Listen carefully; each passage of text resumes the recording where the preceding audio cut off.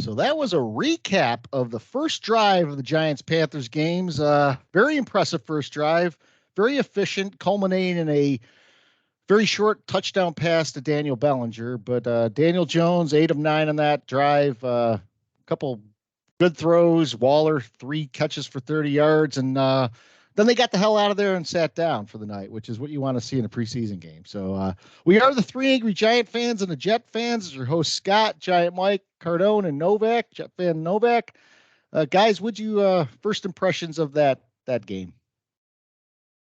Well, I'll just jump in. I'm glad that they actually televised the game and recorded it, because if you watched any of the recaps, the game was all about Bryce Young for some reason.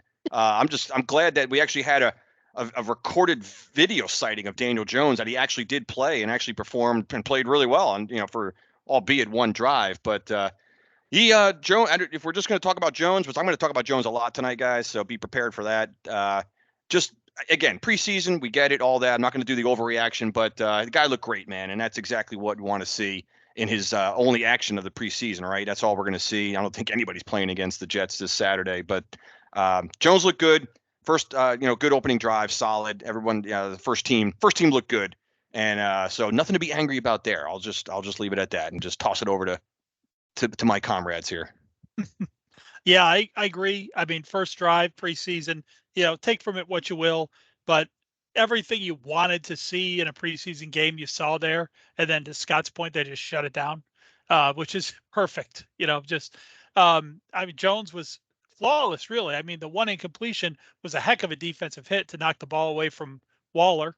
But that should have been caught. And I think the biggest takeaway for me was hopefully they save this one for the regular season, but the play call on the goal line, Jones decided to go to Bellinger. Waller was wide open. I believe there was a receiver in the back corner as an option too. Just people running open in and around the end zone was something that was pretty cool to see. The past couple of years, even when we've been better on offense, as I've talked about that brick wall that goes up at the 25-yard line that the Giants can't seem to broach. So that was what I loved. You just get up there and call that play, and Jones pretty much has his pick of guys to throw to. And it's a play that, I mean, let's face it, over the years, how many touchdowns have been scored on us using that same play? So it was kind of refreshing to see that. But yeah, everything you want to see in a preseason game, and get him the heck out of there. Mike, what was great about that play is that Waller actually got double teamed, which allowed Bellinger to come underneath and be wide open. But Waller, even though he was double teamed, was still open. Yeah. The guy is so shifty. He's got to stay healthy this year. Got to stay healthy.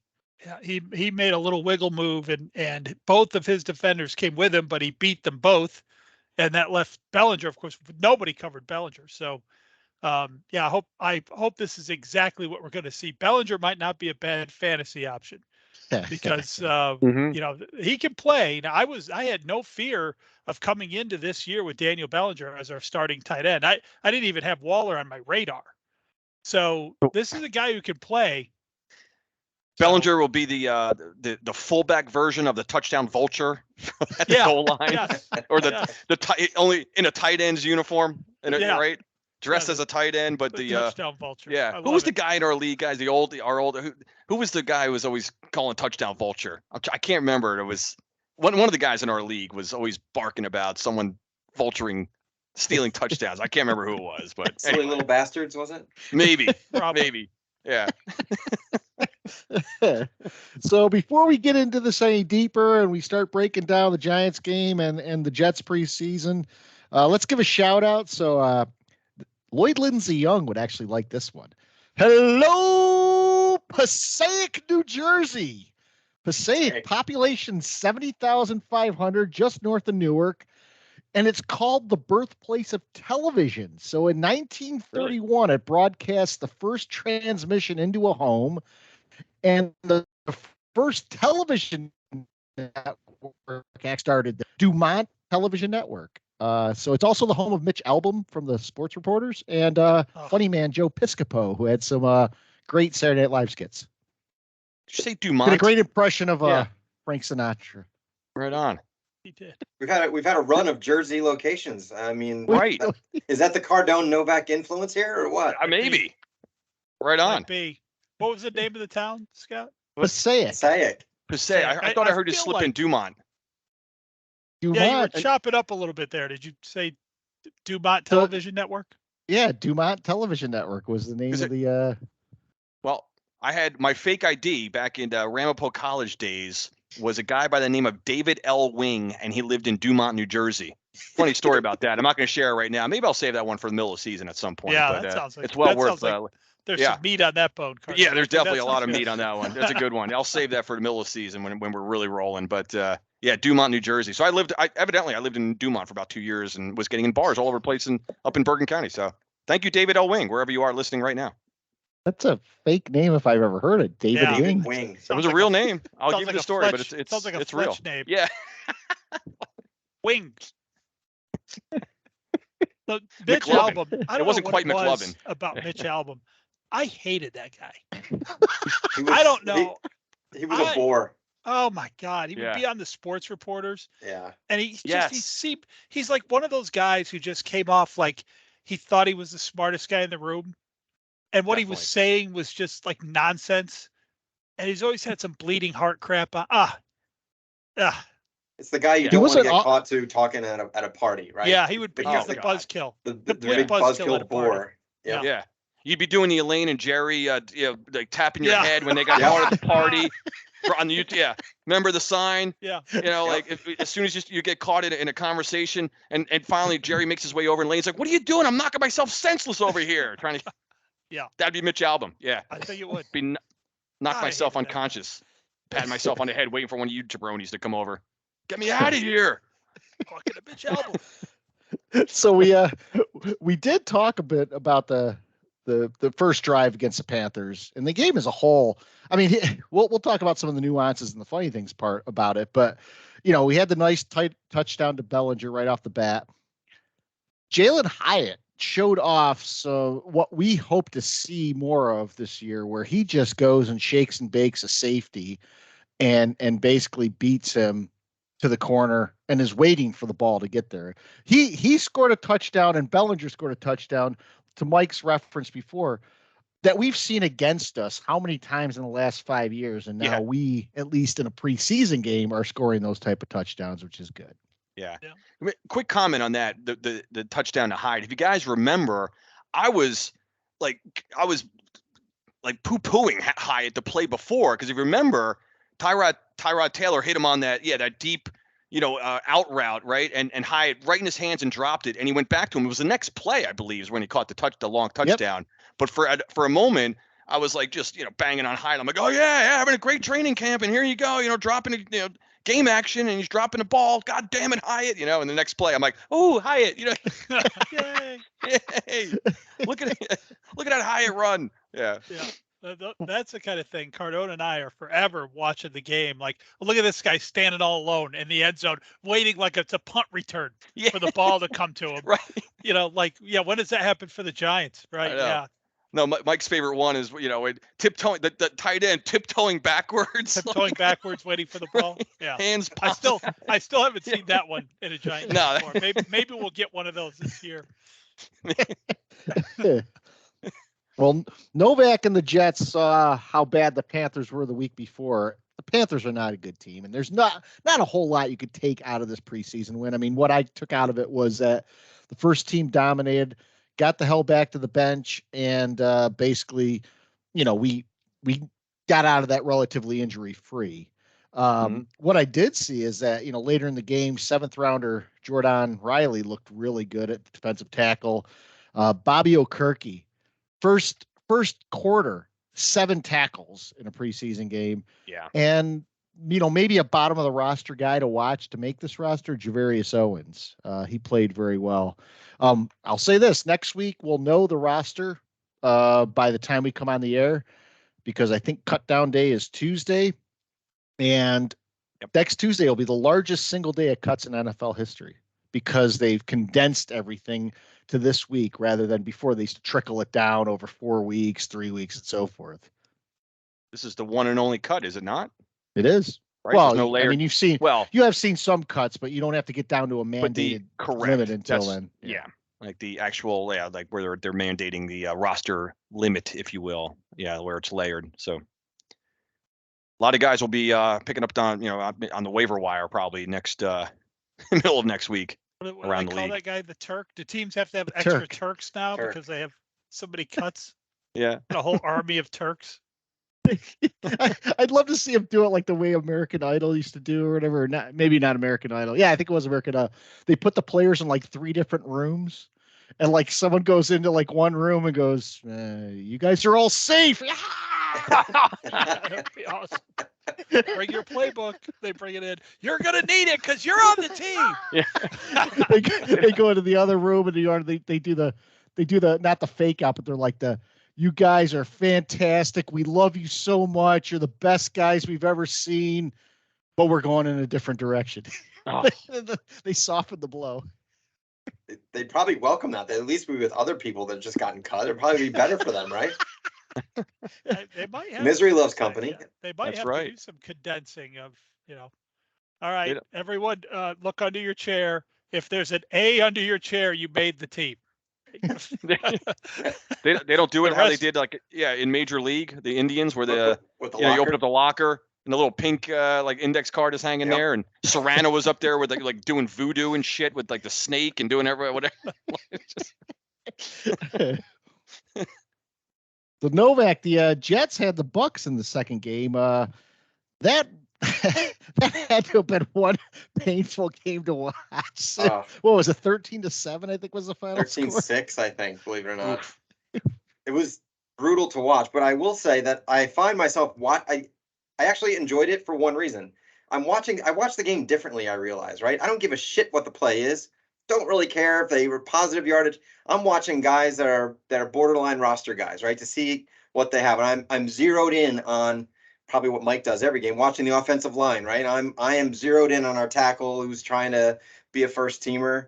They had some players that played really well. Mekhi Becton was great. Now he was playing against second teamers. This guy, Jason Brownlee, who's an undrafted free agent, was fantastic. And he's going to need to be, because I don't know if you guys saw that Corey Davis retired today. Yeah, I was going to bring that up. So we lost our, I don't know, number 3, number 4 receiver, whatever.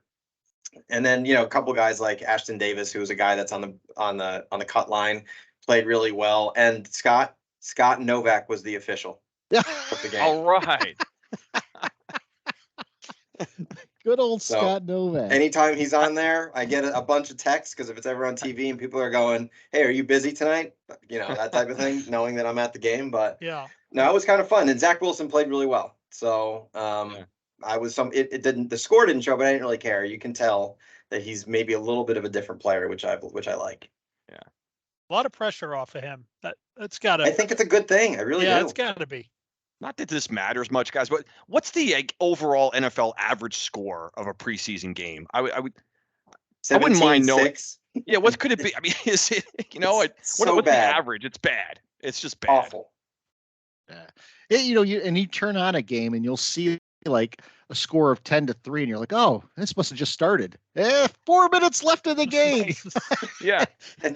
That I tell you, that's why I don't know if you guys caught any of the Washington-Baltimore game the other night. That was a good game. I mean, as far as it was entertaining, I actually was watching. There was nothing else on. I think it was Monday night. There wasn't, I wasn't watching too much, whatever. I flipping around. I'm like, and for some reason, I was interested only because of this stupid Baltimore winning streak they had. 24-game winning streak. 24 games in a row, and it finally got broken on a last, minute field goal by Washington there. But it was just an entertaining game and a high-scoring game, 29-28 for really. I mean, that's an entertaining regular season game, let alone preseason, and it was actually pretty good. We joked. Go ahead.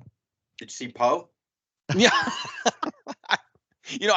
The game was in Washington, so I don't know if Poe was running around since it was not a Raven home game. Oh, that's right. Yeah.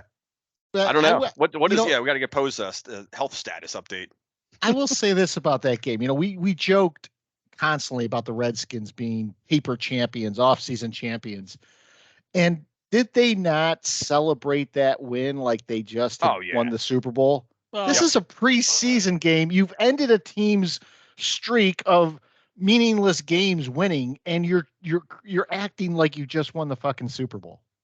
Washington is the number one team in the league for acting like they've not been there before. They celebrate touchdowns when they're down by 40. They do things like this. Now I will say this for them. Oh, great, celebrate, because do they still make a video diary for every team at the end of the year, like the 2011 Phoenix Cardinals? Even because they even did that for shitty teams back in the day, and they'd be like, oh, the Cardinals won their opener, and then they'd fast forward to like week 9, the 1-8 Cardinals are headed again. They just skip over everything bad. But I think if they do still do that, which I don't know if they do, that this will be the highlight of that video of their dialogue, breaking a record that it stood for. Well, if you think about 24 preseason games, there's probably 3 games in there some season, 4 games in there others. It's probably at least 8-9 years. I think it did go back to 2015. Yeah.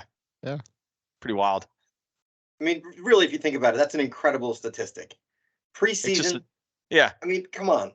It's just strange. It's only incredible if they weren't trying.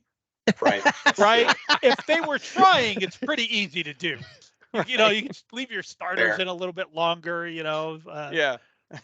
Well, I think Ron Rivera and the Redskins actually wanted to win this game because they played their starters the entire first half, and the Ravens were playing second and third stringers the entire first half. And at the end of the half, I think the Ravens were actually winning. I think the Redskins had to come from behind at the very end. They did to win. I think they needed a last second field goal from Joey Sly, used to be the Panthers kicker. Yeah. By the way, I'm glad you brought up Rivera because this is even surprising. Buck and Aikman broadcasted the game, and it almost kind of had the sense of like for some reason they were putting more importance on this game. You have your A broadcast team in there. It was just a weird environment. And then, so at one point, I forget what part of the game it was, doesn't matter.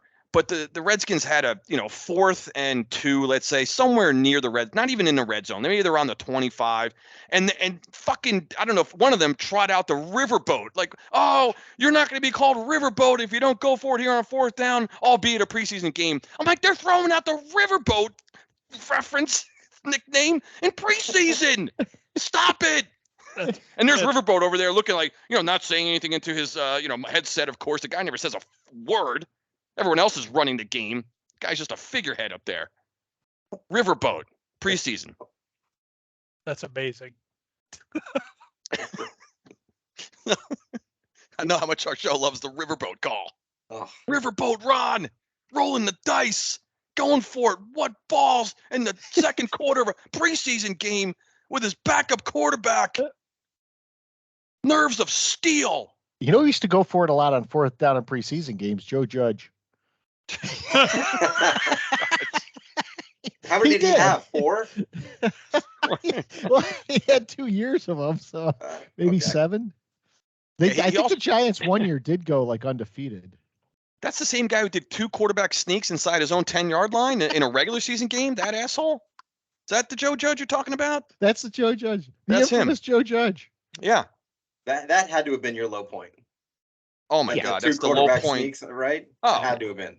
That made Pizarchik look like a Hall of Famer. I don't want to get into it again. I think Mike might have defended it at one point. I do. I have defended it, and I still will defend it. I don't think it was a terrible thing, but anyway. It'd be great, like years from now, and it's Joe Judge Day at MetLife Stadium. He's being inducted into the Giants Ring of Honor, and like they're showing like his highlights, and they're showing that clip like on the jumbotron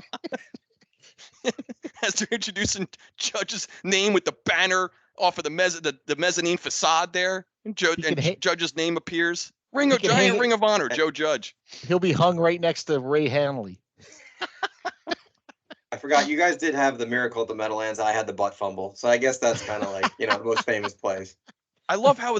Why can't there be two versions of both of those names, though, Novak? You know what I mean? Like for Giant fans, that's no fucking miracle to Meadowlands. That's a nightmare upon nightmares. As is the butt fumble, I'm sure. Like, why can't we have our version of that nickname? We don't have one. Yeah, we only played in the Meadow. There's no miracles in the Meadowlands. Well, miracle to Meadowland. Yeah, that one. We got the Sean Jackson. I mean, wait, what miracle? There's no. These are the nightmares at the Meadowlands. God. So, like I said earlier, we're gonna do the roster preview next week because we'll know what the roster is at that point. But guys, I'll tell you one thing that's shaping up. This draft that we just had is looking not only solid, but if you go straight down through there from the Giants standpoint, you have the potential to have 5 starters coming out of this year's draft class. So, we had Banks drafted in the first round, and then Schmitz was drafted. You have Hyatt in the 3rd round. Gray, the running back, is probably going to be our starting punt returner, although he looks a little shaky back there, but he's going to be a reserve running back, starting punt returner. And then Trey Hawkins at defensive back is probably going to start the year on the outside. And then you have Jordan Riley, who's going to play an integral part on the interior. And then you'll probably have Javarius Owens make this team or maybe go to the practice squad. But both Riley and Owens are 7th rounders, and they may contribute. This reminds me a little bit going back to the Bradshaw draft of what was that, 2016? No, that 2011. 2011. Yeah, that was the 07 team. Yeah, that was Steve Smith, Boss draft. Yeah. You had Bradshaw, Boss. Yeah, that was Super Bowl 42 year. Why am I saying 2017? Because the years just fly by, man. It's already over. No, but I mean, I think this draft class, and you have to give Shane a lot of credit. And we may see a couple of Giants get cut that are going to be from previous draft classes. So Marcus McKethan, who was from the draft class before, he tore his ACL out of camp. He might not make the team.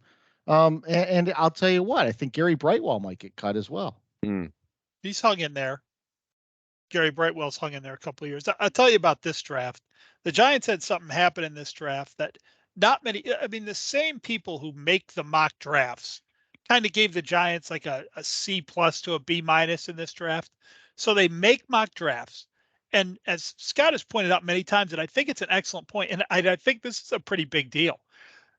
The Giants' top 3 picks in the first 3 rounds were all players who were mocked to us at one point or another in the first round. Yeah. So I don't think that happens very much. I don't think many teams could go back and look at mock drafts and say that can happen. Now, I know they're all players, like everyone was high on Hyatt for a while, and then he kind of fell back because of questions about his route running. So, I know it's a long off season and players go up and down, but to get 3 players who people thought were going to be a good pick for your team at one point, and to get all 3 of them, that's a pretty big deal in my mind. And so you kind of, when that sort of unfolded in this draft, you kind of thought this might be a deep draft. We might have done pretty well here. Because you guys know me, and maybe he is 2nd round talent, but I'd have been happy with taking Schmitz in the 1st round. Well, and I'll tell you what, when you look at least that first drive the Giants had, again, like Cardone said earlier, it's preseason, not a lot of stock to put into this. Yeah. But the pocket that Daniel Jones had with Schmitz anchoring at center was pretty damn good. And the offensive line is playing fairly well, at least from what we've come to expect. So, if you have Schmitz at center and you have Bredesen and Glowinski at guard, and you have the tackles of Neal and Thomas, I mean, that's a solid core to move forward with. But if Daniel Jones has the time he has, and Schmitz can man that center position for the next 7 years or whatever, guys, that's all you can ask. I'm assuming, guys, that Carolina's first team defense was in on that first drive. Were they not, or it was, they have some spotty guys in there? It was their first. So it was first teamers against first teamers for basically the first quarter. Okay, right. That's what I just wanted to double check and make sure. But so that's another good sign, right? At least you can take that away. Where when you're playing what would be a team that's out there in a if that's a regular season game, it adds more to the encouragement there that you're right. We haven't seen a lot of pockets around Daniel Jones in his first 4 years on this team. So that's a good sign right there. Yeah, Great sign, actually. If you can give Daniel Jones a pocket, even a reasonable one, can you imagine how much time that feels like to him? What's happened to him in his first 4 years? I mean, I liken it to, Kurt Warner coming from the Arena League and coming to the NFL and then say, well, this is actually kind of slow. Like I'm kind of able to see. I mean, I think if you give Daniel Jones a pocket and give him 2.5, 3 seconds, that he's going to feel like he's got a lifetime back there. Yeah. Warner came from the Arena League. I thought he was like bagging groceries at Piggly Wiggly and just stepped on a field. So there was a second step in there with the Barnstormers. With the goggles. They have the goggles on their helmet. They did have the goggles on their helmet. That actually was a great helmet design. It really was, actually. I admit that's a good helmet. Yeah.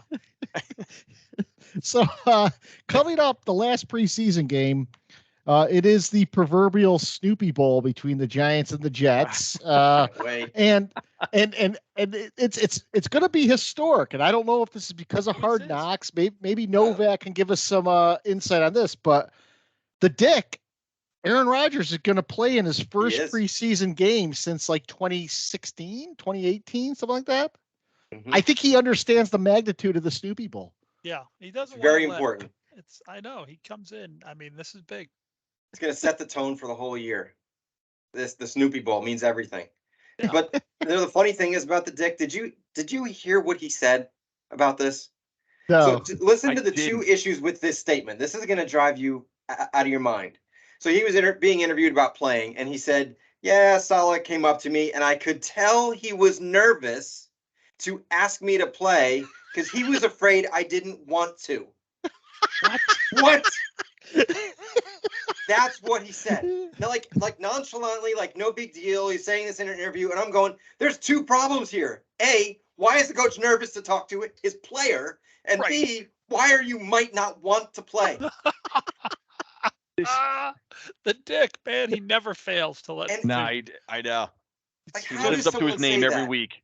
Can you imagine Parcells? Hey, Sims, do you want to play this week? Yeah. I really am afraid to ask you, I'm but sorry. Yeah. If this hurts your feelings, I'm super sorry. Go look at the video clip from a 1990 game on a Monday night at Indianapolis and see if Parcells is scared to go up to Sims to tell him what he thinks in the middle of a game. You can read his lips. I'll coach the game. You fucking go sit on the bench. This is after the guy won Super Bowls and Hey, and let's just say it right now. Happy 82nd birthday, Bill Parcells. Wow. Yes. Hey. 82? 82. Love that number. I think it's today or yesterday. It's very recent. Jeez, that makes me feel old, man. Legend to all of us here, man. He coached the Jets. I don't know if he's Jets legend or not. I wanted. You saw the two Bills. He does not believe he's a Jet legend, nor is he proud of the fact of his 2 years there. It was. I was thinking he took them to those AFC Championship games. But that was Rex. Oh, was it him? He took him to an AFC Championship game in '98. Okay. And the one. Yep, he would have taken him to at least another one or a Super Bowl if Vinny hadn't torn his Achilles. But so yes, he is a Jet legend in our minds. But sadly, we know he's going to be a Giant. That's just the way it is. But yes, he did. So Novak, I mean, do you think Rodgers is playing only because they're on Hard Knocks, or do you think this is something that Saleh really wanted? I think that is something that Saleh really wanted, and he said he wanted to play anyway. So he's not really been in any type of game type situation with this squad and any instance. So I think even if it's a series or two, fine. I don't love the fact that he is playing candidly. Like, what's the point? Like, is one drive going to make a difference in 3 weeks when we line up again, or 2 weeks when we line up against the Bills? Absolutely not. The only thing we're doing is risking injury, and I can't believe I'm saying that, but yeah, I don't want him to play. Why? What's the point? I'm going to watch that game terrified that he's going to get hurt. Just hand the ball off, fine. Or he's going to tear an ACL or a clav, right? He's going to get hit by Thibodeau or something and break his clav or something. Thibodeau's not going to be playing. Yeah, Oh, he he's won't not? be playing. No. No, Yeah. so the funny thing about that, the difference between Salah and let's say Dable is they asked Dable this week. So, Aaron Rodgers is going to be playing on the final weekend, or how are you preparing for that? He's like, well, we're going to have our second and third stringers out there, and I think they were trying to bait him into saying he was going to play as starters. He's like, oh, we're treating this as we would any, regardless of who's playing on the other side. We saw what we needed to out of our starters. I don't like it. There's no passion for the Snoopy Bowl, man. It's, this is like the coach of the Wolverines saying, Ohio State's just another game. We're going to play. Mm-hmm. We'll see who wants to play. I'll go poll the team and see who wants to play this week before we go out. Well, I don't like it. If anybody should be nervous about injury, Novak, it's the three of us Giant fans for this game, because this is forever was, I'm not sure what our string is recent now, and I think you know where I'm going, but this was always our annual lose a guy's season to injury annual game. Was always the preseason game against the Jets. We lost Jason Sehorn in this game. We lost Joe Morris, I think, years before that. We've lost major guys in the Jet preseason game, and I know I'm going back in a long time ago, but significant injuries. Guys have gone down always in the damn Jet game, and it used to be the third. What used to be four. The third or four. It was always the third game, and that's when the starters played the most. Yep. When in the old days, I say the old days. I don't know how but. So I'm always terrified of this game for that reason alone. I swear there's like this curse that hangs over Met Death that night. And they bloodied Eli. Oh, they did. That's right. Eli had his face lacerated. And we lost the franchise in the fourth quarter when Rex put him back in the game to win the Snoopy Bowl. Well, that's passion. Passion. And I'll be the one to say it. Like, dare we say, like, are we going to go on here next week with the bragging rights? That one always drove us nuts. That way, we've been saying that one for years. Bragging rights. Yeah. If I hear that this week, guys, I'm going to go on a killing spree. I'm not kidding. You're gonna hear it. If you listen to the broadcast, it will be within the first minute and a half. Bragging rights. Bragging rights. The Snoopy Bowl. Bragging rights. Yeah. All right. I'll ask you guys right now, like, who won last year's preseason game? We play every year. Like, does anyone remember what happened? Of course not. I won't remember the next day. I remember Davis Webb had a hell of a game, and the Jets' third string quarterback had a hell of a game, and that's about it. Okay, now I'm not sure. You're poking a memory now. Wasn't that like a really good game, like a shootout? It was a heck of a game, and I think whoever won at the very last drive. I think it was the Jets, but it might have been Webb, but I can't remember. Yeah, I think you're right. No, Novak made a good point. And that's something I hadn't thought of, because I was going to say, I think Salah probably wants Rodgers to play, because Rodgers the last few years, week one, he has looked terrible. And then he's bounced back and been Aaron Rodgers after that. But maybe in Salah's mind, hey, let's get that out in the preseason. But then I hear Novak say, what is one series going to do 2 weeks from now when they play the Bills? And I'm like, I'm being stupid. That is the right way to look at that. It absolutely means nothing. If he was going to play him, he should have played him for a half or a quarter, a week ago. I agree that I think it's kind of worthless. They should just move to this joint practice stuff, which I actually do like, with the bubble helmets and all that, and just do that. Like, why the preseason? I do remember the Jet Giant preseason game in the 70s and 80s. Actually, kind of, I hate to admit it, meant something. I'm not saying it was they put all their starters in there, but I do feel like that was kind of a bigger deal back then than it is today. It definitely was. I've said this before, Novak, and I see if you agree, but like, I was probably 18 before I truly understood the concept of preseason, which meant nothing. Because my dad used to tell me that, like, we'd be watching the Giants be getting killed by someone, and I'd be like, oh, no. He'd be like, it doesn't count. Like, what do you mean it doesn't count?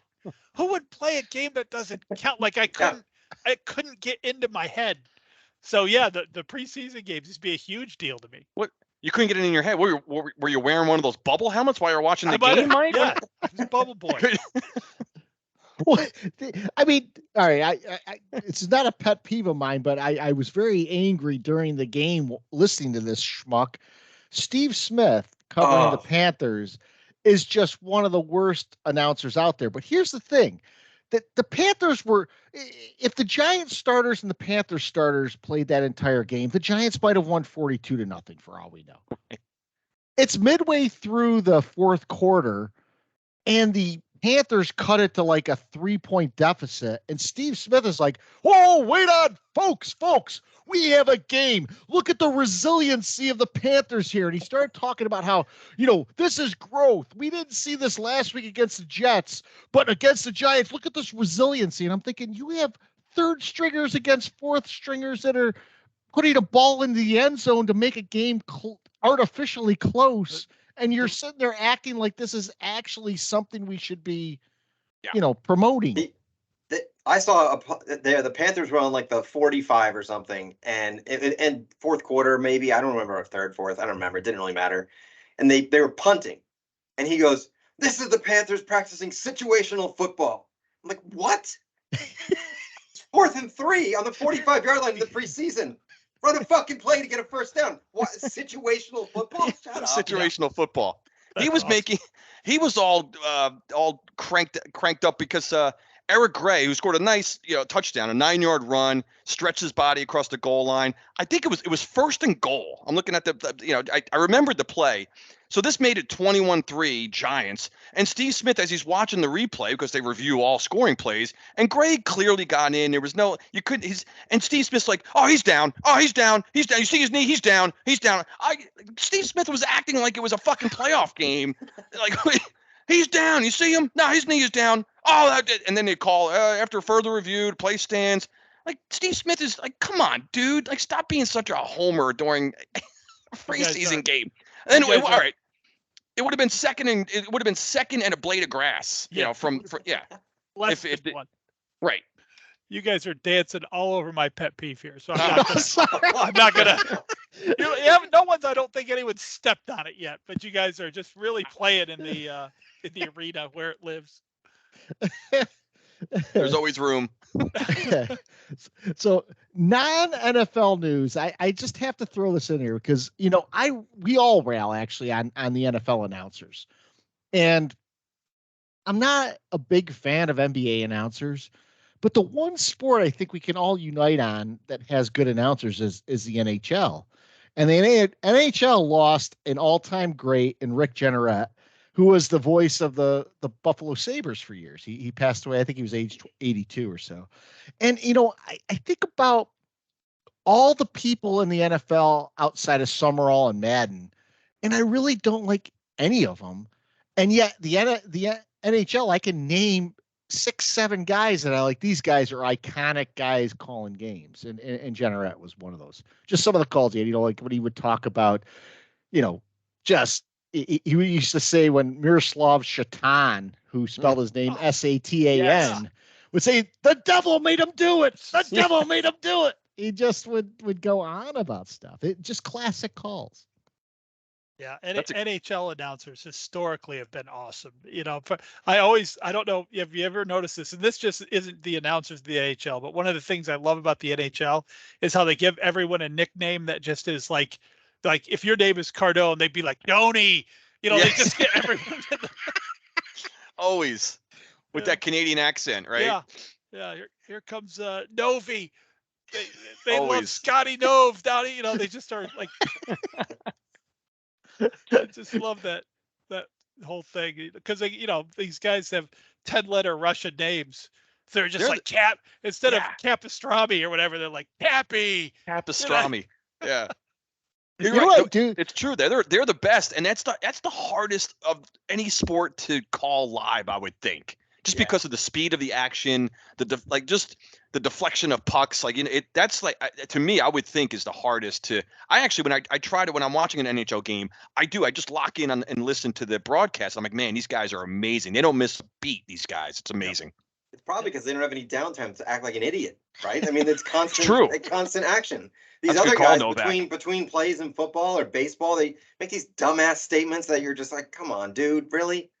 But that's a great call, Novak. But I'll be damned if you say anything bad about Phil Rizzuto back on WPIX in the middle. Oh, that Huckleberry. They would get into so my grandmother's recipe and White, Bill White. Oh, White, you got to taste these blueberry muffins. These are amazing. What, That Huckleberry. Oh, there's a foul ball by Mattingly. By the way,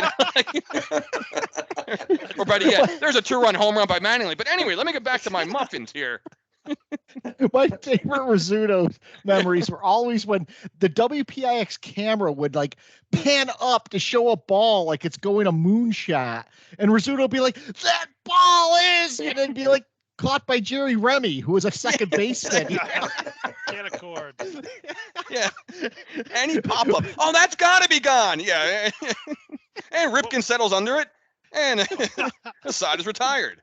That's because back in the day they were half in the bag all the time. I mean, these guys were lit by the 5th inning. What are you kidding? No, I think that's why it was better back then. Of course. What was Rizzuto's catchphrase? Did he have a little catchphrase that he always? Holy cow! Oh, Holy cow! Yeah, Holy cow! Costanza's keychain. I mean, that's yeah. Is it Rizzuto buried under a pothole? Meatloaf's yes. Paradise by the Dashboard Absolutely. Lights. Yeah. And he's rounding third. And he's heading for home. And holy cow, he's in there safe. Stop right now. Didn't they give him like a cow at his like retirement thing or something? They did. He's probably like, what the hell am I gonna do with this? Give me a cow. That answers the let's make a deal question about whether or not if you win the donkey, do you get to keep the donkey? Oh, yeah. We broke down the donkey on one episode. we weighed the risks of going with the donkey or the door. No, going with the door versus taking the $200. I'm going door. Like there's a donkey possibly behind there.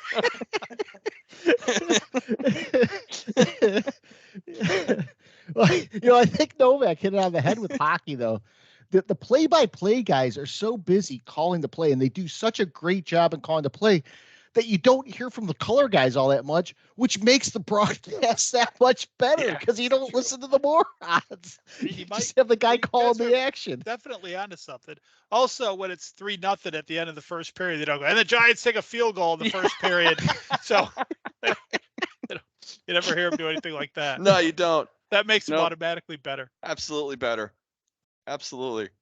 So I think I was bringing this up to the guys before the pod, but I was listening to predictions for the season coming up this year, and they were talking about the NFC, how the NFC is going to shake out. And they said, well, you have 2 teams that are the top tier and no one else is close to them. The Eagles and the 49ers, the class of the NFC. Here's a fun stat for you, though. The Eagles last year, the Super Bowl team that started that game were exactly the same players as who started week 1, with the exception of 2 guys. Chuck Stahl was at tight end in week 1. And then they also had someone at defensive tackle, and Linval Joseph, the old Giant, was playing in the Super Bowl. How many teams can say that they've had that happen? And I can tell you how many. 0 in the modern era. I love that stat. And when you're able to look at the 2 and say who was playing instead of the 2 guys, they were better at those positions. Right. Because in the Super Bowl, right, they would have had Goddard back. Well, and here's the thing. No, Goddard did play in the Super Bowl. So Stoll was the second tight end. So they might have started the first week game in a 2 tight end set. Okay. The guy he actually was in there starter. In replace for was Quez Watkins, who was playing in the Super Bowl. So I think Quez Watkins was probably healthy week 1. So technically he was still on the field. So really it's just one guy that was missing. Yeah. And of that guy, I mean, I don't know who he's replacing, but Linval Joseph's a good player. Certainly is. So obviously I wonder how many games to injury as a team like they had lost last year compared to like the NFL average. Well, there's a good Do we know stat. That? I don't know. No, but there's a good stat that's been going on since the year 2000. And since the year 2000, there have been every Super Bowl except 2 where the people competing in the Super Bowl were in the top 5 for least amount of man games lost to injury. Now the Eagles were the healthiest team in the league last year. So it makes sense that they made the Super Bowl. If you could guess which Super Bowl had 2 teams that were outside the 20s, what do you think it would be? Since 2000? Since 2000. Outside the 20s. You mean the 20th ranked team is most injured, you're saying? Yeah, so the most injured. Oh, man. Because you're asking the question, I got to say it's one of the Giants Super Bowls. It is. It's 2007. 2011? Both Or 7? 2007. Both the Giants and Patriots had were in the 20s, and that makes sense because again, we talked about it in the earlier when we were talking about the draft. Think about all those draft picks that ended up having to play for the Giants. That's a good, and they did because there was a lot of injuries in that in that season.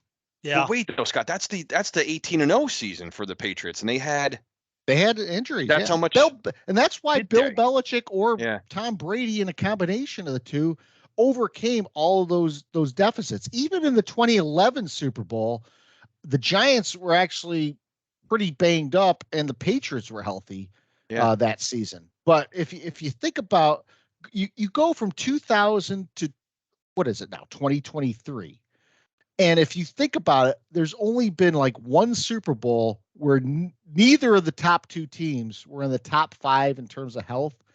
That is the biggest predictor of success. And I think we've talked about on the pod before. When you look at who can survive the rigors of an NFL season, that's what you see. And so the Eagles doing this last year has a big red flag for me, which I love to see this red flag. And that's if they aren't as healthy, and already they've lost a couple of players to injury in the preseason, what happens? How do they handle that? Yeah. All those rookies from Georgia will have to step up. Yeah, there's a lot of them. Yeah, it is, Scott. I think you're dead on. I think that is the biggest single predictor. And as we all know, it's completely unpredictable. Right. So the biggest single predictable is a complete wild card, just a complete wild card. So that should go to show you why you cannot PFF rank teams, and that works. And that goes to show you why analytics doesn't work in the NFL. It's because unlike baseball with 162 games, or unlike basketball and even hockey with 80 some games, you can't apply statistical probability to 17 games. I'm glad Mike brought that up because the PFF grade for Darren Waller in the preseason game, why do these schmucks do grades in the preseason? His grade was 45.8, which put him like almost in the bottom of all tight ends who played last week in the preseason. He had 3 catches for 30 yards and basically was the decoy on the play that scored a touchdown. That shows you what kind of morons are actually looking at these plays and grading them for PFF. And yet people eat this shit up. I don't understand. Anytime I see someone put PFF rankings out there, I'm like, stop it. It's full of shit. Stick to the quantitative analysis that they do, which is snap counts, formations. That's it. So the Giants had a 9-play touchdown drive, if I'm not mistaken. It was a 9, maybe 10. But on about a third of those plays, Darren Waller caught a pass, and the total of those caught passes was 30 yards. Yes. And somehow that's one of the worst efforts out of a tight end. 10 snaps, 3 catches, 30 yards.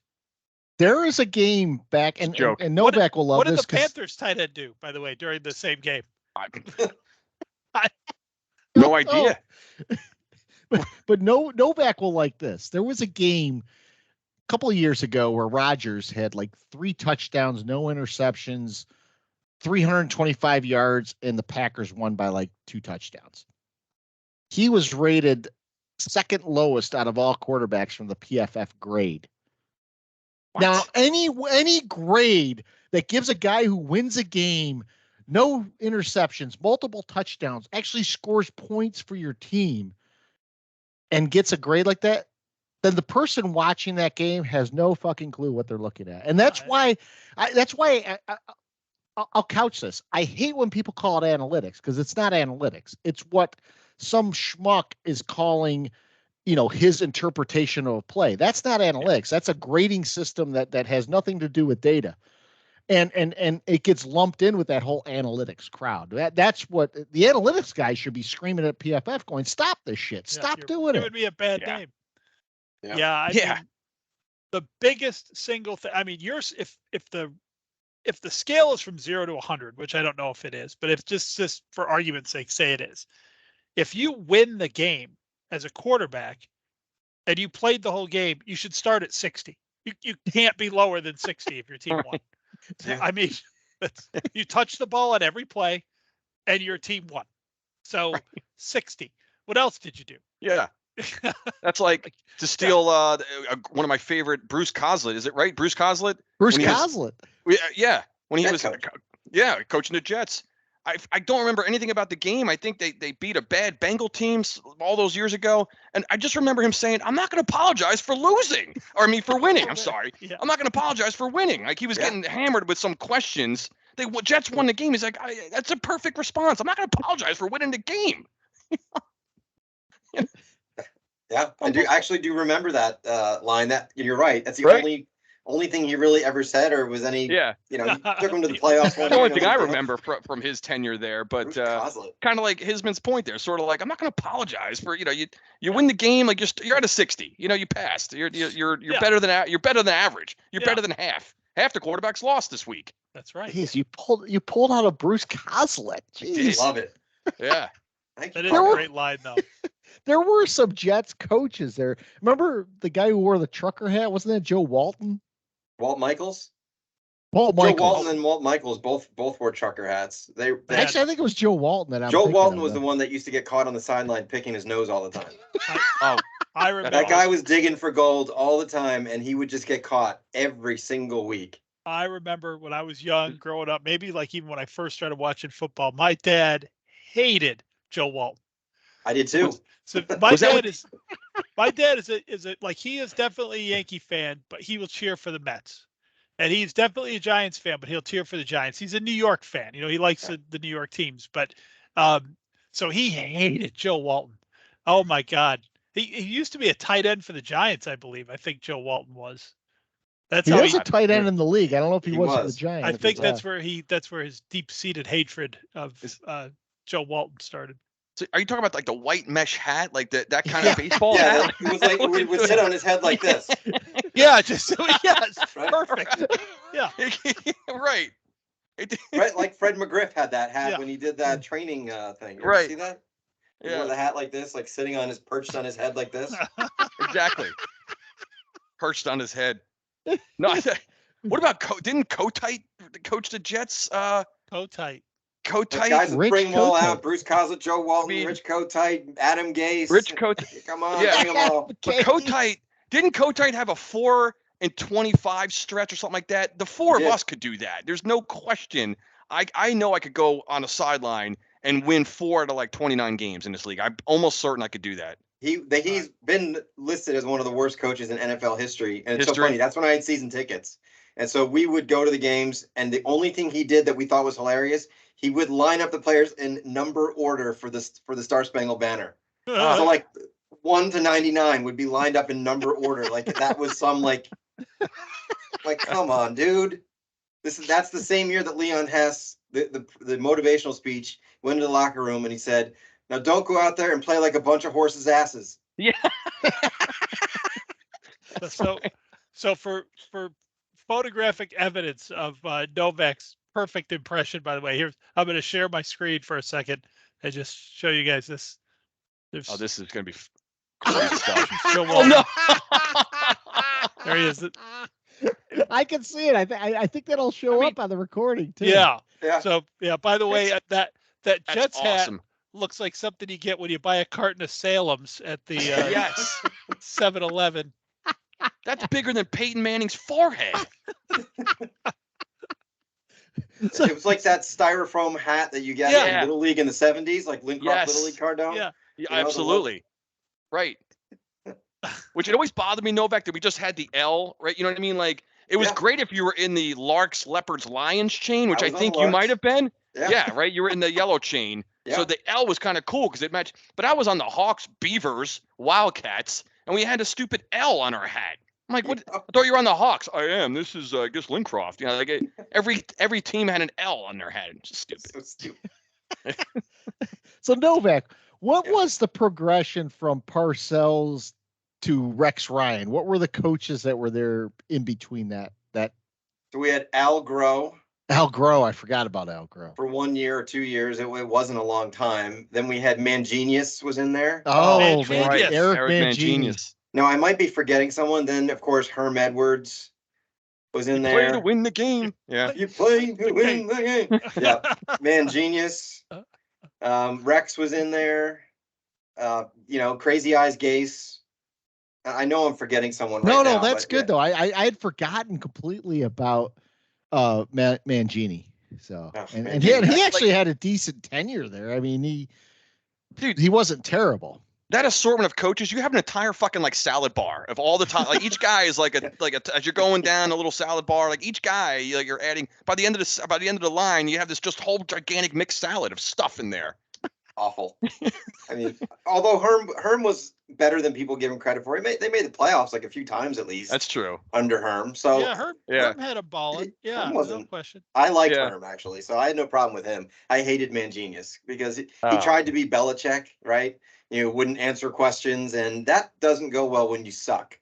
And then he was there for the Brett Favre year when he was, flashing his junk to all of the sideline reporters.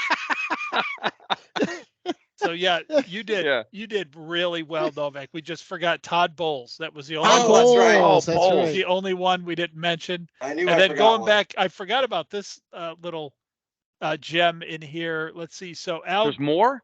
Well, there's one in here I forgot. So it went Joe Walton to Bruce Coslett, and then Pete Carroll had a cup of coffee 1 there. Year.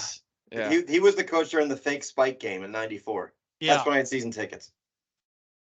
Was that what was he coach of the Jets when he called his team back out to go for two? No, after the that other was team? He was coach of the Patriots and it was against the Bills. Yep. And Devin Tier to this day still hates Pete Carroll because Pete Carroll chomping his gum is doing the 2 sign, going for two as the Bills are in the fucking locker room because of that shitty call on Ben Coates. I think it was an interference call in the end zone. Ben Winter Coates. Yeah. Ben Winter Coates. Yeah, that was Berman's nickname for him, Ben Winter Coates. Took his team off the field, and Carroll went for 2. That's awesome. We were talking about the Eagles and 49ers being the class of the NFC this year and how the pundits are saying that. Something very interesting happened today. Sam Darnold was named as the number 2 quarterback for San Francisco, which means that Trey Lance is now on the outside looking in. Wow. And they probably are looking at trading a guy or just outright releasing him. Just 2 years ago, the 49ers traded 3 number 1 picks for this guy. Yep. Damn. And that GM is not going to get any crap for that because they're still decent. That is he got so lucky about Purdy, with Purdy, Did get so lucky. Think about what they gave up for that guy. I will say this though. I see this being a year Brock Purdy comes crashing down to earth, and then what? 100% agree. Yes. Well, not according to Vegas, because Brock Purdy is like plus 3,000, well ahead of our Daniel Jones in terms of the odds to win the NFL MVP this year. So go figure. I was going to ask you guys that after Jalen Hurts, and this is not a Justin Fields joke, I promise. Who's the second best quarterback in the NFC? I might say Daniel Jones. Ooh. Think about Let's think.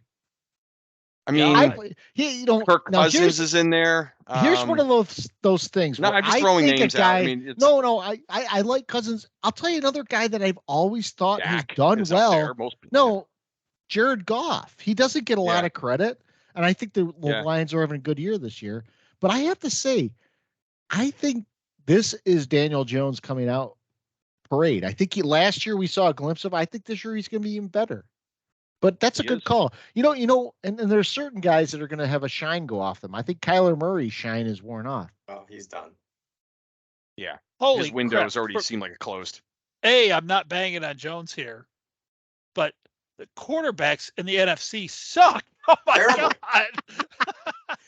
You're right. I mean, Jones is definitely, without question, in the top 5. Oh, no question at all. And he's compared with guys like Cousins. And I don't even know who's starting for the Saints. Derek Carr. No, Derek Carr. Derek Carr. Gosh. I mean, these are the guys that he's competing with. You got Geno Smith running around. Geno. No, Hey, I'm yeah, gonna give you guys something that Yeah. may become a pet peeve for us this year. There's a lot of love, no pun intended, being thrown around for love from the Packers, and this guy's done absolutely nothing yet. this Is you're getting into my pet peeve now in a way, and like All right, I I'll won't actually even step back. Wait. I'll step back because I was at the end of my segment, and I'll tee up the pet peeves, and I'll throw it to Cardone. Are we teed up right now? You get to be teed we're up for in? the. I was gonna have it. It was really kind of a quick one, and you guys, it's funny. Like, we know what grinds our gears, right? Scott with the officials, like we know his disdain for that. Mine's with the sports media. Like Hisman's is with the power rankings and other things. Novak's with just being just everything Jets, right? I mean, just the dick, you know. So I'm going to pile on my own pet peeve with the sports media. And Scott, you just alluded to, I'm not going to talk about Justin Fields. Like, we know where the four of us stand on Justin Fields. Anyone who listens to our pod knows I'm not even going to talk about Fields because I don't even have to, because now all of a sudden it's the fucking Jordan Love show that's been added to the Fields just bullshit in the last week. I'm watching segments this past week, questions being asked from Get Up on ESPN and all these other people, like Jordan Love, can he take the Packers to the playoffs? Can he be a star right away? Can he, is he going to be a leader right away? And I'm like, this guy, like, they don't wait for these guys to even get on the football field anymore. This past week, I saw segments about, again, this is removing Fields. I saw a whole segment on Jordan Love, Bryce Young, and the rise of Deshaun Watson again. Those were the three guys that we had spent a half hour on. And my pet peeves is not even, it's kind of related to that, but that actually started me to think about, I heard also from the guy Sal on WFAN. I can't take full credit for this. My brother, who listens to the Fan, that's 660 up in New York there, the local sports radio network in the New York metro area. They pumped out the the NFL MVP odds like Vegas does every year. There's a million of these lists, right? That's just the MVP, and then they have over under on everything you can imagine, right? So this is the FanDuel Vegas primary site that you can go on. So Mahomes, obviously, it was the first 25 guys were quarterbacks. I think the first non-quarterback might have been Christian McCaffrey, I think. So think in terms of guys of all the quarterbacks. Think of the first 30 players, that are all quarterbacks. So if Mahomes was plus 650, take a guess where, and I think I might have mentioned this to Scott before we came on, take a guess where fucking Daniel Jones was in terms of just the odds. Like if Mahomes was plus 650, take a wild guess at where Jones was. I mean, if not, I'll just. No, I know what it is. I know what the answer is because you told me, but I'm gonna let the other. Well, so my brother asked me this, and I was gonna say I don't know, 10. I was thinking thousands, right? It's got to be thousands. Yeah. So Daniel Jones is plus 7,500. Now that may not sound as bad until I tell you. Guess what Justin fucking Fields is? Oh no, don't. Oh, I will. Plus 2,000? Yes. No. Is he really? Justin Fields is plus 2,000. Daniel Jones is plus 7,500. Guess where Jordan Love is? 4,000. You'd have to go lower. Lower than 4,000? It's close. Plus 3,500 for Jordan Love. To win the NFL MVP. He hasn't taken a snap. Where's Sam Howell? So 42 Jones, I got some of the stats right here. Jones was, and these were all quarterbacks. So there's 22. Jones was 23rd. He was the 23rd highest or best odds or worst odds, however we want to look at it. So this is what's going on with. Was Anthony Richardson higher than him? Scott, I didn't even. I stopped looking, Scott. I did. But what really grinded me also was. Really, my pet peeve was that kind of was just had me, searching for other things around, because now you guys know how I feel about Eli Manning. I mean, the guy, he's spending a career where he just had to constantly prove himself over and over, never got love from the national media. And I really see Daniel Jones falling into that same kind of career in terms of how he's perceived. And what bothered me is a line that the guy Sal on FAN said this past week, where they were talking about the the Giants, possibilities this year, what their ceiling could be or what have you. And he's a guy that's been banging on Daniel Jones for like a lot of the media has, including the New York media. And they've been merciless on the guy. And maybe rightfully so, right? The guy hasn't produced. He hasn't performed. He was a 6th pick overall. We know all that. But he had a breakout year last year. He got the team to the playoffs, won a playoff game. You can't have it both ways. My pet peeve is like, you can't have it both ways where you bang on a guy for 4 fucking years and then he has that breakout season and you credit everything else but his like performance. Even like specifically the Minnesota game. They played a shitty defense. That Minnesota defense was terrible, and he did everything with his legs. So coming up at the break, we've got like 7-Eleven. We're sponsored by 7-Eleven. Like you can't just trot that out there, Sal, and you can't have it both ways, man. I'm just tired of these guys. Give the credit when the guy has a breakout season, and let's build on that. So as a New York fan, the guy should be saying, man, I'm excited about Daniel Jones this year. Like the guy, this is exactly what we've been waiting for. He's the line is better on paper. They look better. This is an exciting, like Daniel Jones is going to have a great season and let's go, man. Let's go. And he's still banging on the guy saying it's everything else but Daniel Jones last year. He said, he's got to throw more touchdown passes. Never mind the fact that he fucking led the league in only 5 interceptions, which that was his Achilles heel for the first 4 years. The turnover doesn't mention that; just mentions he's got to have more touchdowns. Why? And he beat a guy in the playoffs that has the best offensive weapon in the NFL, in Justin Jefferson. Thank you, Novak. Yes, right. And Dalvin Cook and T.J. Hawkinson. And again, and if you look at like that particular game, Jones dominated that game. Threw for over 300 yards. Yeah, and on the using his legs as well to get I don't know how many first downs. That it's just bullshit, man. It's just what it is these guys, they create a narrative, they just tell a story, and the listener, unlike this group right here, they're not intelligent or smart enough to just realize this guy doesn't know what the fuck he's talking about. They just take it at face value, be like, yeah, Daniel Jones really isn't that, he's still I don't know. That's what they do. They have the microphone, they have the pulpit, they have the people in the room listening. And like you said, Cardone, they've been banging on him for 4 years. Do you know what it's going to take for them to admit they were wrong? I would say there's a period that will come where they're like, all right, we were wrong. However, Eli Manning won 2 fucking Super Bowls, was the MVP of those games, and they never admitted they were wrong. Never. No, they still wouldn't. I was like, oh, well, it's going to take 2 of them. For everyone else, it takes 1. For him, it took 2. For obviously not. For him, he had to win 3, evidently. Yeah, he had to find a 3rd, and then there would have still been naysayers. You couldn't be more right about you that. Can't have it both ways, these guys. You just can't. You got, like you said, Mike, just admit, man, and say, hey, man, this guy's got some talent. You know what? Maybe he just didn't have a supporting cast around him. But let's see. This is another season where Jones, he's got to keep improving, obviously.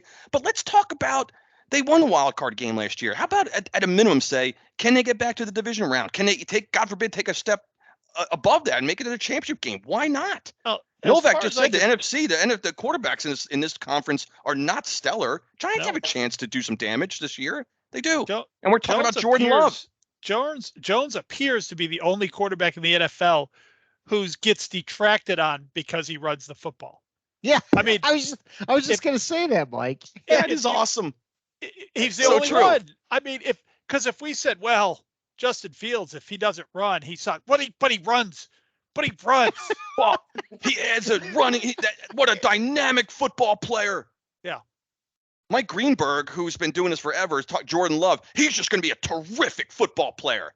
Bullshit. I want him now to just implode, just like Fields. I hope they both kill each other week 1. There's just no evidence. I think it was the culmination of the previous 5-6 years before that, but I thoroughly enjoyed watching the game against the Vikings with you guys last year, because it was just a fun game. I mean, we had to talk Cardone off the ledge a couple of times, but it was no doubt. It was a fun game to watch. And like you just said, how many quarterbacks, like you take Lamar Jackson, you take even Josh Allen to a certain extent, how many of these guys are not effective if they can't run? And the whole running thing now has become a lexicon of saying this guy can do it all. So why is Daniel Jones being questioned when he is doing exactly what is asked of him in that Viking game, he made a couple of key first downs with his legs, but he also made several key first downs with his arm. And that's what you need. That's the one thing Justin Fields hasn't shown yet. He can't consistently beat people with his arm. That's what a quarterback has to do. Yeah, it's uncanny. I mean, it really is. I see people all the time with Fields, with other players in this league, they say, well, they got to get his touchdowns up. Well, he ran for 7 touchdowns this year, so you got to add that to his total. No one ever says that for Jones. And, ironically, I think that's exactly what Jones had on the ground last year with 7 touchdowns. Yeah, absolutely. It just got thrown away. It didn't. No. Yeah. I mean, because when the Giants had a couple of plays last year with Jones with a naked bootleg where all they had to have was one person bite and the touchdown was automatic. Why would you try that on first down every time? He did one of those against the Bears, by the way. I think he made Scott. I was going to say an amazing fake, but I was just talking about that fake. Oh yeah, the That's fake. so amazing. Yes. And then he went around end for like 25 yards. If I'm the coach of the Giants, I try that on first down every time I'm inside the 5. Because if a defender makes a great play, they make a great play. Awesome. Now I'll throw it on second down. But if you score more times than not running that play, those are touchdowns taken away from your passing category. They're because you didn't even try to throw it in those situations. Exactly. It's maniacal. It is maniacal.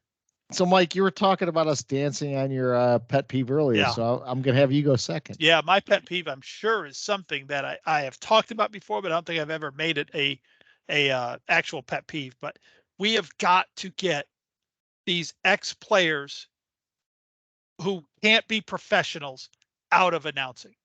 They've got to come out. These guys that just announce just to homer for their team, and they go on talk like Michael Irvin. They've got to get out of there. It ruins the game. This broadcast is on television, and I know. Excuse me. I know that it's become the thing now with home team, radio calls, and it's not become the thing. It's been this way forever. That the home team radio calls just homers like crazy. That's where that should stay. You know what I mean? There's a place for that. That's local radio. That's only fans in the area are tuning in. That should stay there.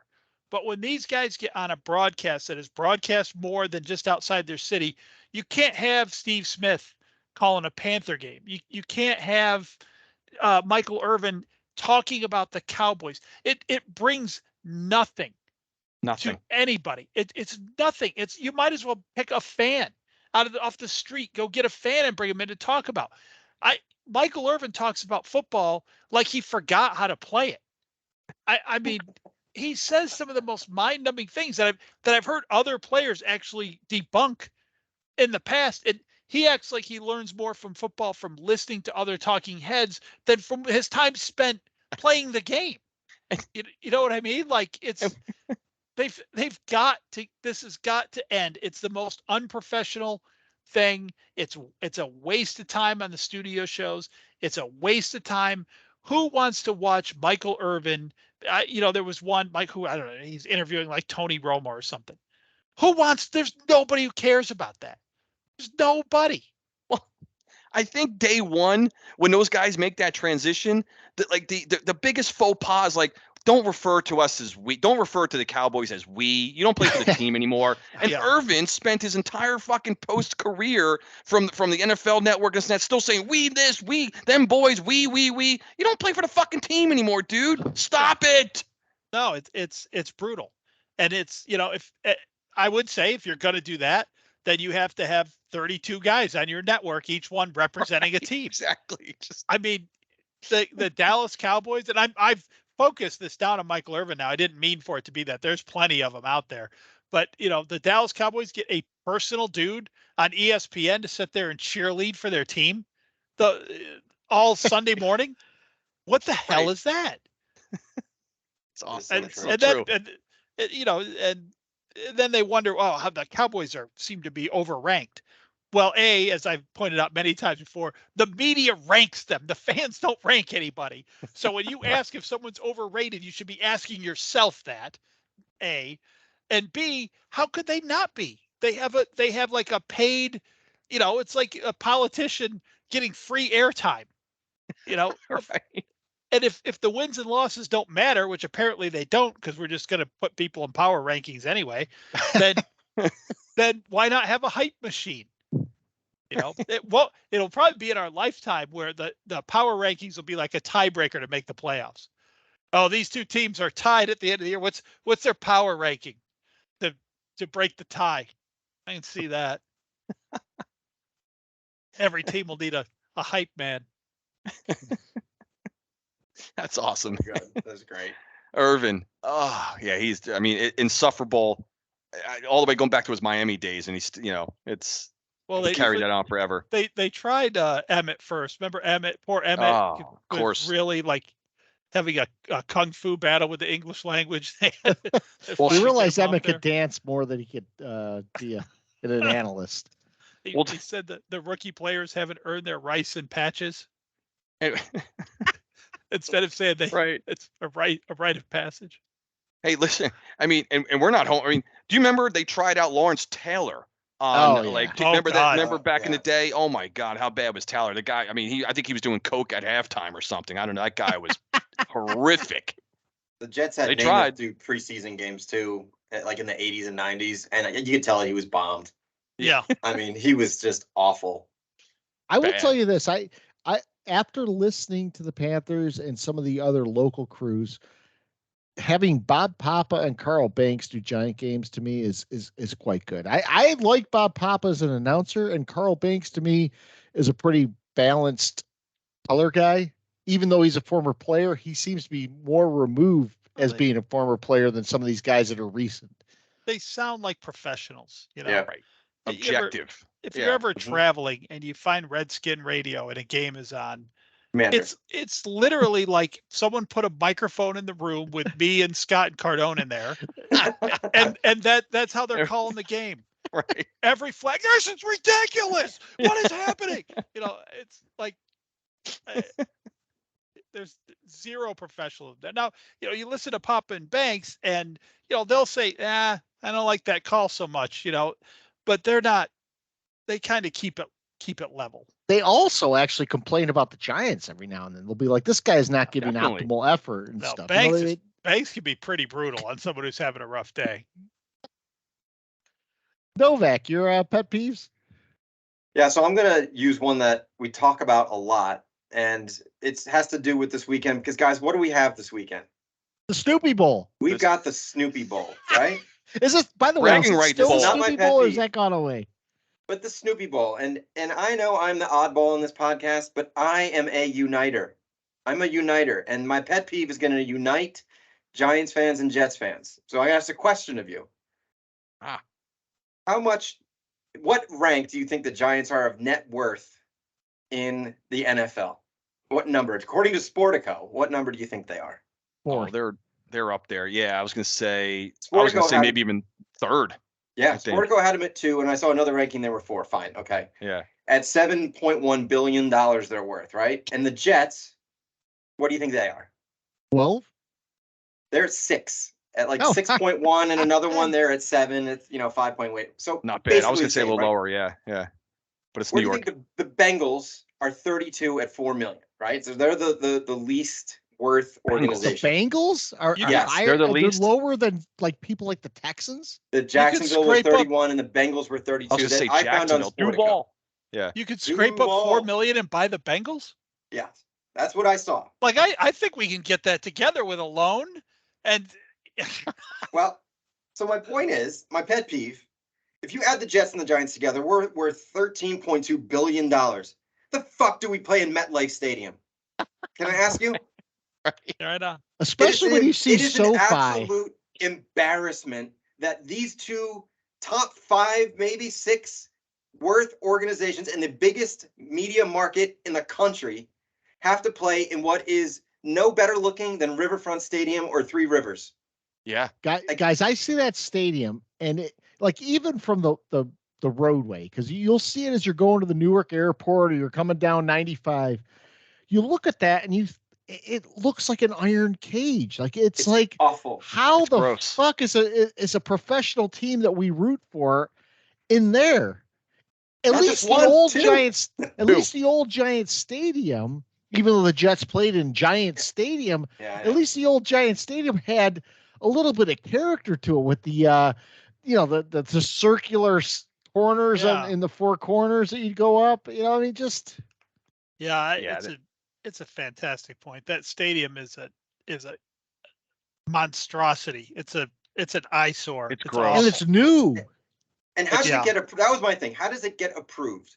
They Yeah. see all these stadiums being built over the last 15 years. Like if you, the one in Los Angeles, Las Vegas, Cincinnati's is man. beautiful. I mean, Yeah. I've been to Cincinnati. It is a beautiful looking stadium. Like it looks like a football. Seattle, all of these places. And New York, with two teams, gets that ridiculous dump. And it's an embarrassment that they have to play in that stadium. I just don't get it. Like Snoopy Bowl, whatever. It's ridiculous that we have to play there. I can't stand the stadium. I think it's gross. It's gross. It's just gross. From the outside, it definitely is.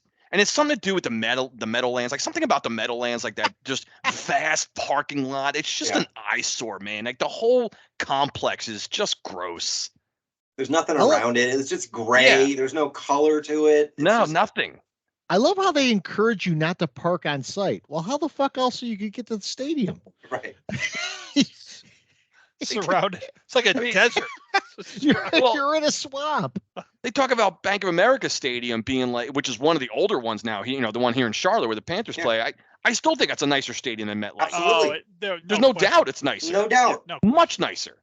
And that stadium goes back to 96 when, their second year when the Panthers, right? It goes back to 96. That stadium. 96 or 95, yeah. Because 95, it was their, they played in Clemson, their inaugural 96 season, was that how old that stadium is. And it's still in better, looks nicer than Met Death. And I'll tell you what, when you go to park, at least for football games, I never pay more than $25 to park. Giant Stadium, I think the park on site, it's like $50-$60 and you need a parking pass, don't you?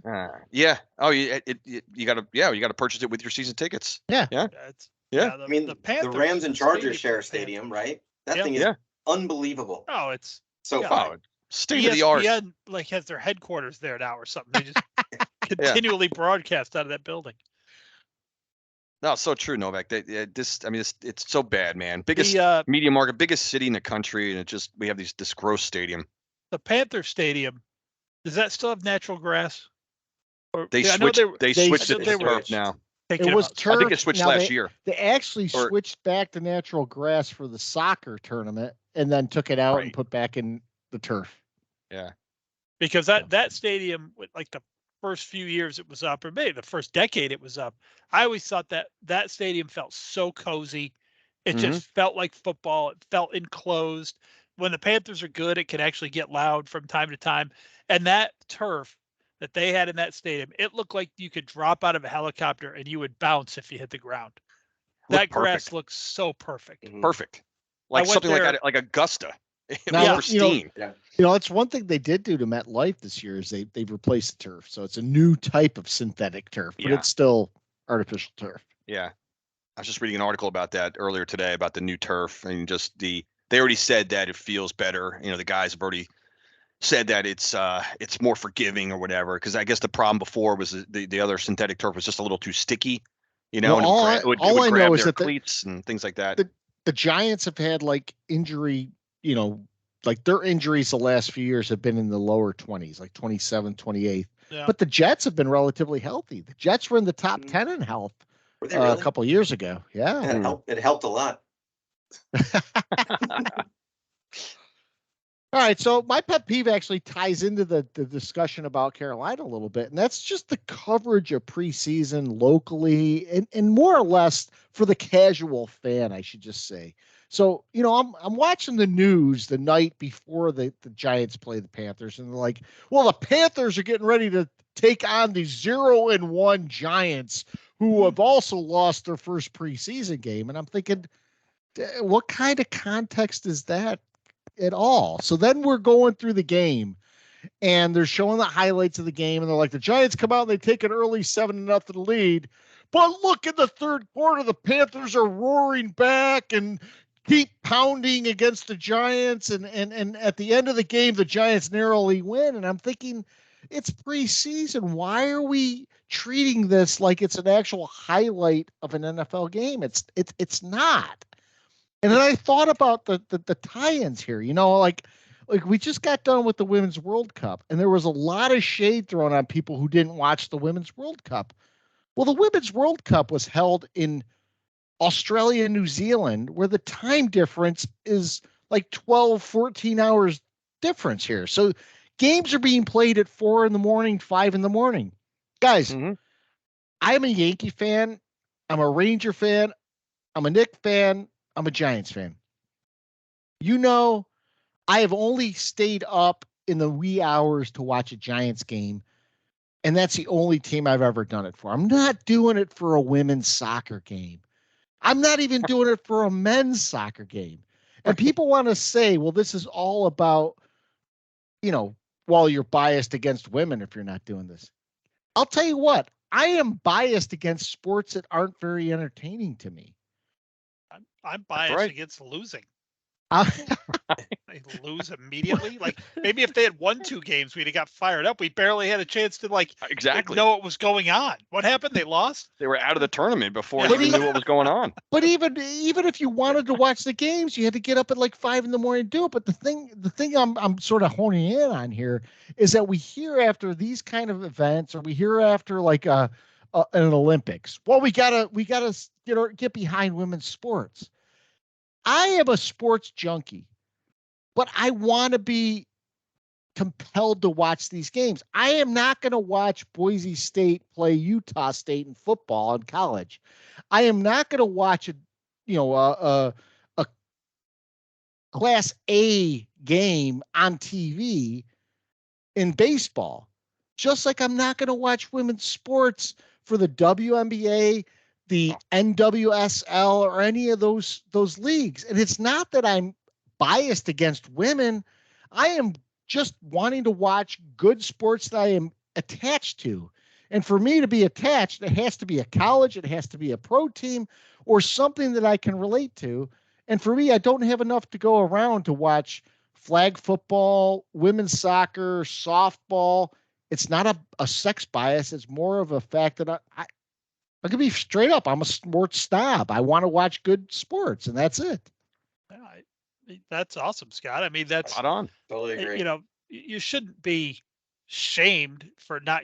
I mean, I'm sorry. This is again. Somehow I always end up sounding sexist on here, but my wife still listens, so maybe it can't be that bad. But women need to support women's sports, and if they won't, then it should just go away. And no one would. What would happen if the WNBA disappeared tomorrow? Nothing. Nobody would care. I mean, I texted you guys just the other day, the NBA player who was at the WNBA game and fell asleep. Yeah. Which, the prank. Hey, it's up to him. Maybe he was up late. That's not necessarily making a comment on the talent level, the entertainment level of the game. The guy's tired. I've fallen asleep at sporting events before, mostly alcohol aided, but I didn't get woken up by security and dragged out of the building and said, you can never come to another banned NBA game. You're banned forever, which is what the NBA did to this guy. He's banned from he's banned from all NBA events. Yeah. It's crazy. Which he didn't fall asleep at an NBA game, mind you. He fell asleep at a WNBA game, which is, I'm sure, a lot easier to do. I also noticed the picture of him had him taking up like 5 seats. So he couldn't do that in an NBA game because there wouldn't be room. And Scott, it's not just women's and men's sports. Like, you ever like friends with a guy that like I personally hate soccer. I don't men's, women's, all of it. I don't like soccer. I find it incredibly boring. That's just me. I just don't like it. And so you talk to this guy and I'm like, I just don't like soccer. You don't know the sport. No, I don't, because I don't like it. I'm not entertained. I don't want to watch. So I don't feel guilty about the fact that I don't get it. Like, it's boring. 1-0. What? Sorry. Well, why do you have to like it? Right. Why do you have you don't. You don't. Charlotte has an MLS team, and people say the games are entertaining. I don't know anything about MLS soccer. I follow Premier League soccer. I follow some of the German league soccer, but MLS, I know nothing about it other than Messi showed up and the guy's scoring like 10 goals a game because the level of competition is that high in MLS. But the thing is, like you said, Scott, if I'm not engaged, I really don't give a shit. And it should be my prerogative. I have enough time in my day that I can ignore MLS soccer if I want to. And if I want to watch Premier League on Sundays and Saturdays, I can do that. I get this now.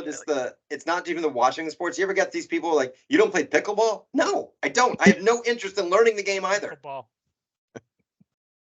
Pickleball. That's another one. But it's so Novak, you're right. Like soccer's a great one because like you get shamed and condescended to if you don't like soccer. Oh yeah, exactly. I can't think of any other sport where like, hey man, you watch the NASCAR race? Nah, I don't really watch auto racing. No one like, hey, did you see that luge run the other day? Like I don't watch the luge. You know, like it's just what? What do you mean? You don't? It's just you just don't know it. You don't know bobsledding. Like I didn't see it. I don't watch it. Like what? Like, but with soccer, yeah, you say like, you get this shame, like just guilted thing that you're just I don't get it. Sports. Yeah, you don't know it. You're looked down upon, so you're like, it's low scoring. There's not a lot of action. Oh, you need action all the time. Yeah, I kind of do. Right. Yeah, I mean, I don't even think you could make at one point I said, well, make the goals about twice the size. And then maybe I'll watch it. But I still don't think they'd score that much because there's not a lot of shots on goal. That even don't have a goalie. Just have the open net. Maybe there you go. 11. Why do you need a goal? What's a good goalie having a great game? Right. 6 saves. Like 6 saves. I mean, you're right. That would make the score 6-5 or 6-4 instead of 1-0. In the NHL, like we always we know like they for goalies they do save percentage, right? And it's usually like a 9-3 something, whatever. Like but like in soccer, you're like, oh, Novak's save percentage is a .999998, and Hisman is right behind him at a .99997. Like how did every fucking goalie has a 99999 save percentage? You got to go to like the 10,000th decimal to find the guy in second place.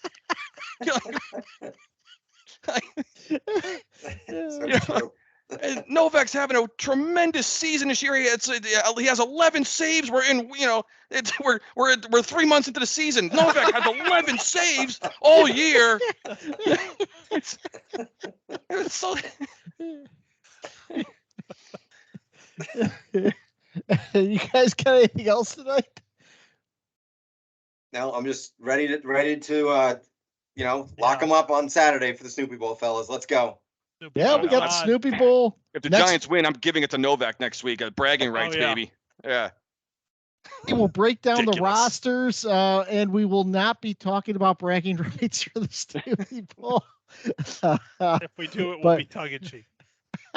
But hit us up at @angry_3 on Twitter. Didn't have any questions this week. I have to self-admit I didn't put the request in until late today, but follow us, give us a shout. We love having you. And we'll see you guys next week. You guys, anything out? Parting comments? Yeah, Peacock's not going to send any more questions till you apologize for busting his balls, I think. Man, he needs to bring better questions than all these. They're not even questions. No, they're just statements about like Dallas Cowboys. Question mark at the end. Yeah. He's just pissed off because Macy Smith sucks and might get cut. Yeah. I gotta find the mentalist this week and have him chime in some questions. I went back through my notes and I completely called that Mozzie Smith sucked. I mean, I 100% called that. So it was interesting to see that they are down on him big time in Jerry Land. So we do need another mentalist question because we need another Mount Rushmore event. I love the Mount Rushmore. Yeah, we can get Novak's Mount Rushmore sometime this year. Yeah, Crushmore. Yeah. Crushmore. Yeah. Crushmore. Yeah, Crushmore. Yeah. All right, guys. We'll see you next week, and thanks for tuning in. This has been the Three Angry Giant fans. Have a good week.